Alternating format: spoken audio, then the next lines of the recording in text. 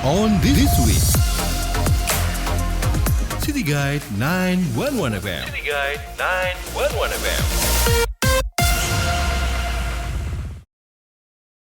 City Guide 911 FM, your City Guide Radio. Halo kawan, berjumpa kembali bersama saya Wulan Indriani di program On This Week. Edisi hari ini, Minggu 20 November 2022. Tentunya untuk tayangan video Anda juga bisa melihat di channel YouTube kami, City Guide 911 FM. Inilah rangkuman berita pekan ini.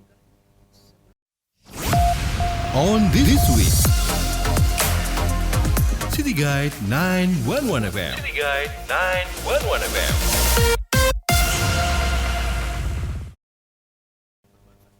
Didampingi tim advokasi, keluarga korban tragedi Kanjuruhan datangi Polres Malang. Mengikuti Devi Atok, ayah dua korban tragedi Kanjuruhan, Senin 14 November, 4 keluarga korban juga melakukan laporan ke Polres Malang. 4 keluarga korban ini datang ke Mapolres Malang didampingi tim advokasi hukum Aremania. Saat di SPKT, 4 keluarga korban Kanjuruhan ini melaporkan sejumlah pihak yang dianggap bertanggung jawab pada insiden yang menewaskan 135 orang tersebut. Menurut Joko Tircahyana, Ketua Tim Advokasi Bantuan Hukum Aremania menggugat laporan 4 keluarga korban terkait dengan pasal 333 KUHP tentang pembunuhan dan pasal 340 KUHP tentang pembunuhan berencana. Pihak kepolisian telah diterima dengan baik, intinya kami dilayani dengan baik. Tentunya hari ini masih dalam proses belum selesai. Besok akan dilanjutkan kembali. Sehingga kita hari ini melaporkan kuasa dari 4 korban.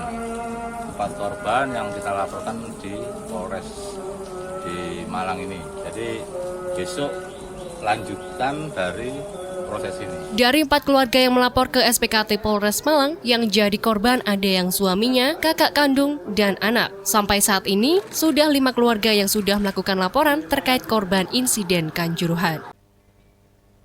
Koperasi ilegal di Kota Malang bakal ditertibkan.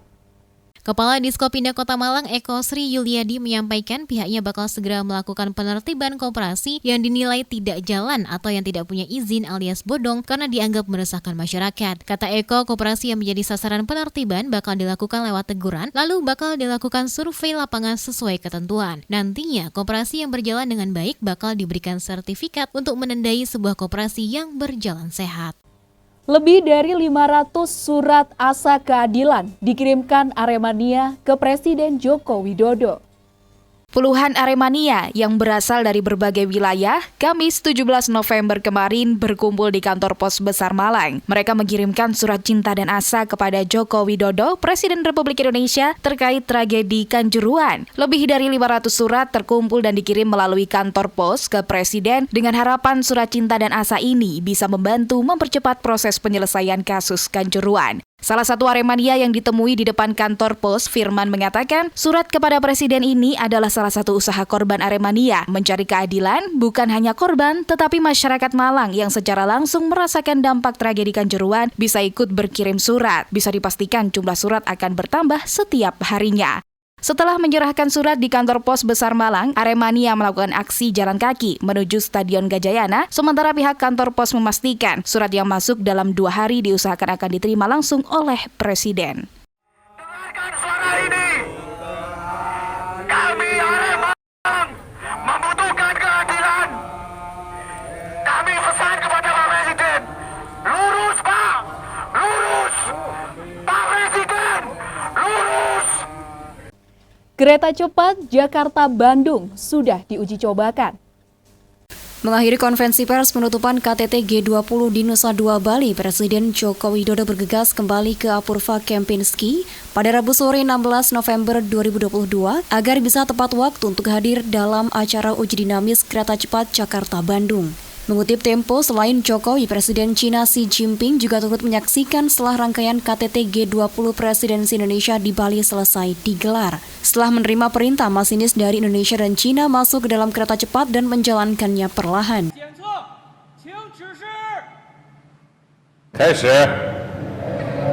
Laksanakan.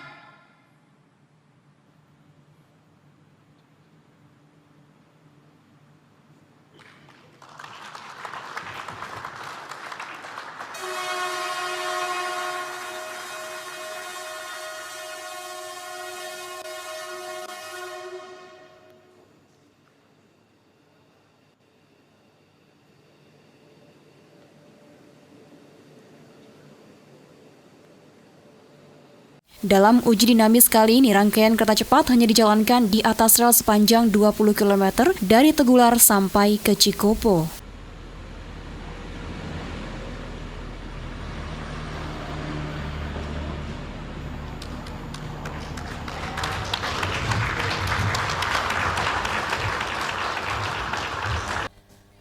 Belas desa mandiri di Bondowoso mendapatkan penghargaan dari Menteri Desa, PDT, dan Transmigrasi. Bersamaan dengan peringatan Hari Percepatan Pembangunan Daerah tahun 2022, Abdul Halim Iskandar, Menteri Desa Pembangunan Daerah Tertinggal dan Transmigrasi RI, memberikan penghargaan kepada 33 desa mandiri pada Kamis 17 November kemarin di salah satu hotel di Bondowoso. 33 desa mandiri tersebut terdiri dari 17 desa asal Bondowoso dan 16 kades asal Situbondo. Di momen itu, Mendes Abdul Halim juga memberikan penghargaan kepada sejumlah bupati, termasuk Kiai Haji Salwa Arifin, Bupati Bondowoso, karena berhasil menjadi pelaksana program nasional percepatan pembangunan daerah tertinggal periode 2015 sampai 2019 setelah pendampingan selama sekitar 3 tahun. Abdul Halim bilang, dalam indeks desa membangun, jumlah desa mandiri di Indonesia cukup banyak, bahkan melebihi target rencana pembangunan jangka menengah nasional. Dari target 5.000, kini mencapai 6.236 desa mandiri di Indonesia. Terima kasih kepada Pak Bupati Bondowoso, Salwa, kesempatan, dukungan, kegiatan hari ini dilaksanakan di Bondowoso. Kenapa di Bondowoso? Karena Bondowoso termasuk salah satu daerah yang akhir di Jawa Timur yang atas dan kemudian pendampingan 3 tahun. Ini kan sudah melebihi target RCMN kita. Dan itu 5.000, hari ini sudah 6.236 desa mandiri di Indonesia. Termasuk di Bondowoso ini, alhamdulillah ada banyak juga. Nah, khusus desa mandiri kan kita kasih lentana dengan tulisan Desa Mandiri sebagai wujud apresiasi atas pencapaian tertinggi dari tahapan-tahapan indeks desa. Dewi Karya, Mahardika FM, Bondowoso. Namanya dicatut parpol, puluhan warga Tulungagung lapor ke KPUD. Puluhan warga Tulung Agung mendatangi KPU Tulung Agung. Mereka memenuhi undangan dari KPU dalam rangka klarifikasi data dengan pengurus partai politik. Kedatangan warga ini berawal dari laporan warga yang merasa data mereka tiba-tiba masuk sebagai anggota atau simpatisan salah satu partai politik.